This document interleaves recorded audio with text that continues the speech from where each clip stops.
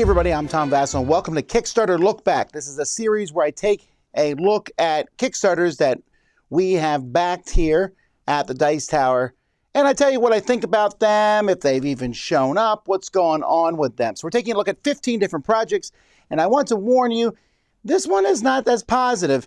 There's a couple good projects here, but we're going to jump right into it. So we will start on a positive note, and that's with Carnegie, or Carnegie, depending on how you pronounce it. People always like to debate that one. This is a really, really nice game here from Cryptid Games, and it was by many people considered to be one of the best strategic games that came out last year.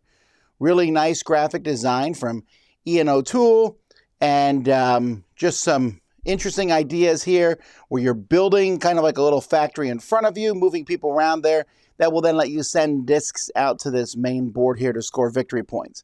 Theme is kind of, but there's no question that the quality here was very well done. I'm very happy with the deluxe edition. I don't think I would even want to play the regular edition. I thought the deluxe edition was really, really nice. So this one is definitely worth it. Then we have Metro Deluxe Big Box City Edition. Now, it often seems like I kind of harp on Queen games here on the channel, and this box is one of the reasons why. I really dislike this big box. I gave it a 4, I think. And I like Metro. I think Metro's a fine game. It's a little game. You can see it here about connecting routes across different cities. And then this big box is everything. But for crying out loud, they have these tiles in the game that do not fit in the squares on the board. And because of that, if you push the tiles together to make them match, which you want to do, they don't fit, so then everything doesn't match the outside of the board. And so everything just kind of sitting there. And that is such a huge problem with this game. I mean, that's how much I dislike it because of that. Everything else looks nice. The cards and everything. You don't need that many expansions for Metro. I mean, some of the expansions I was like, well, who cares? The base game of Metro is fantastic. But in particular, these really cool acrylic tiles that you get in this box do not fit properly on this, and it's just a huge mess. Cryptid Cafe. Now, this is a nice theming of a game in which you have, you're going to go around and deliver stuff to people. You're collecting goods. You then will use these goods to go, not goods, but you're collecting ingredients. You go around and deliver stuff to different cryptids that are showing up at your thing. That's cute. Everything about it's cute. It's just not that interesting. It has this, you're the first person to place it down. You'll pick how many goods you get of that type, but the one goes first. We've seen this before, and the game is just okay. You're just collecting resources, turning them in to get cards. I know a lot of people will like the theme, and some people enjoyed this one, but I found it to be okay at best. Another good project here, Ares Expedition to Terraforming Mars card game. Now, we kind of beat up a little bit on the dice game that just recently came out, but I think the card game here is really well done. What they basically did is they mixed Terraforming Mars with Race for the Galaxy. They're not even pretending otherwise. I like both of those games. I don't think this completely replaces the original game, Terraforming Mars. Terraforming Mars is a pretty solid game. I like it a lot. And I don't think this replaces Race for the Galaxy, but it fits a nice spot in between. I think it works really well with 2. And I just enjoy it. It's an engine building game. Now, it's not the speed game that some people were looking for. It takes, still an hour and a half or whatever to play this game. But I do enjoy it. A few minor things like this idiotic board they gave you in which the pieces, I mean, they even show it here in the thing that these pieces don't fit on these spots. And that they put these cubes here that only fit in. It's a terrible board.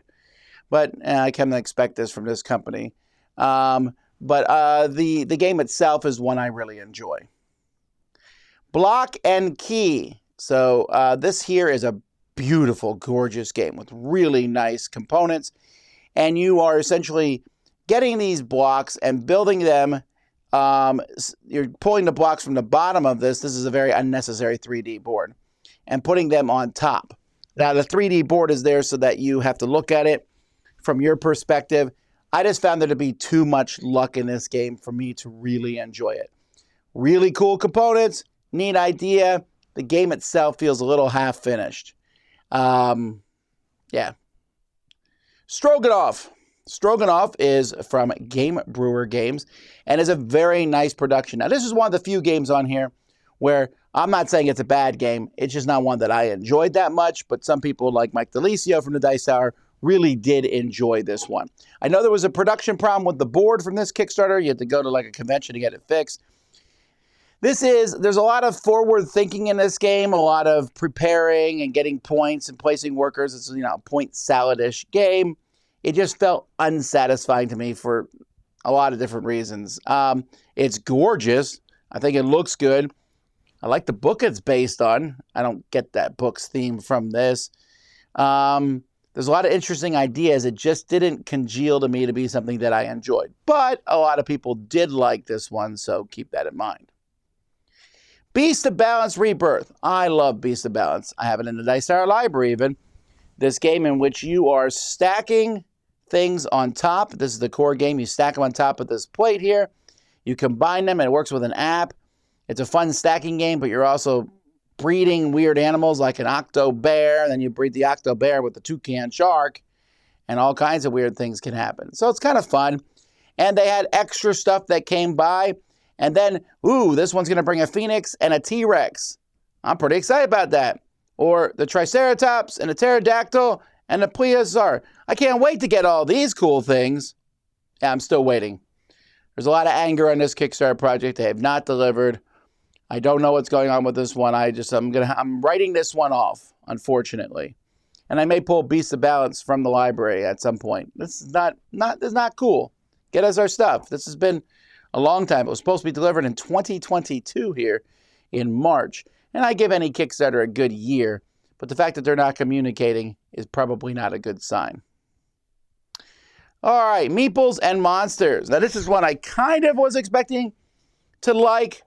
Although, like Z, I'm not real keen on the idea of putting Meeples in the name of a game. They're humans. They're not Meeples, but whatever. So this is a worker placement game, a bag building style game.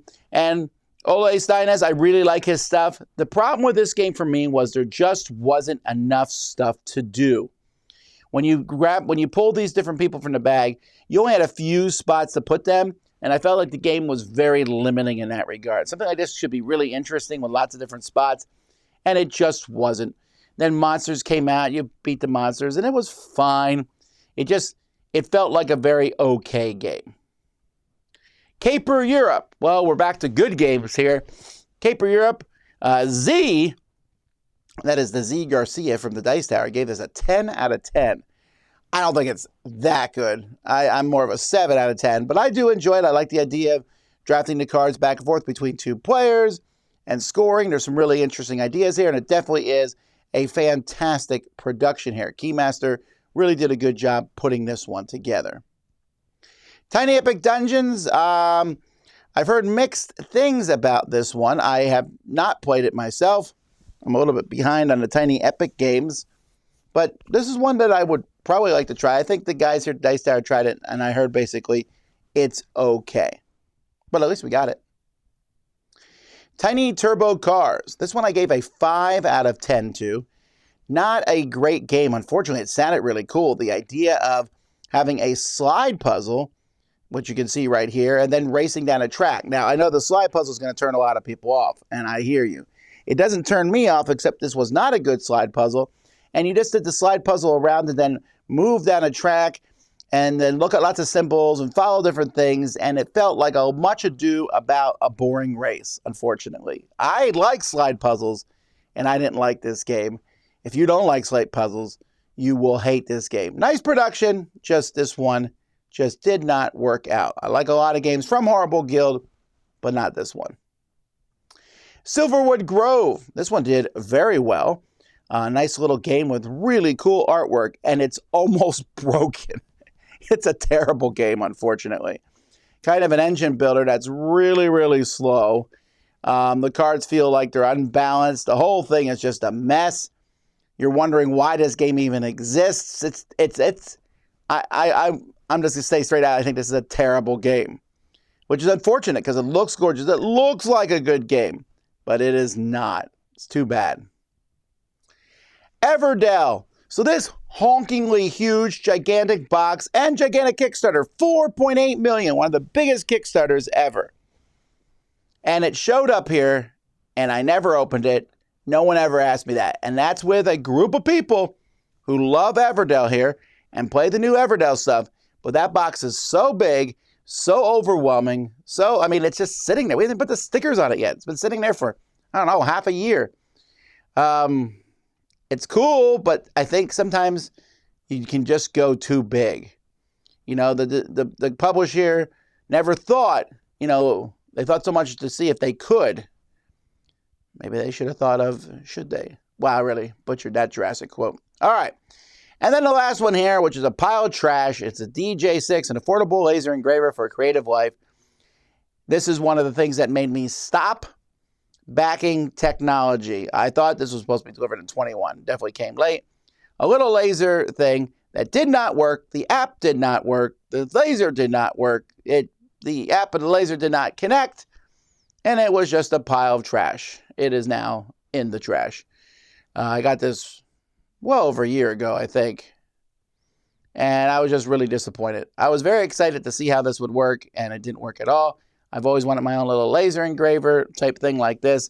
I thought it would be fun.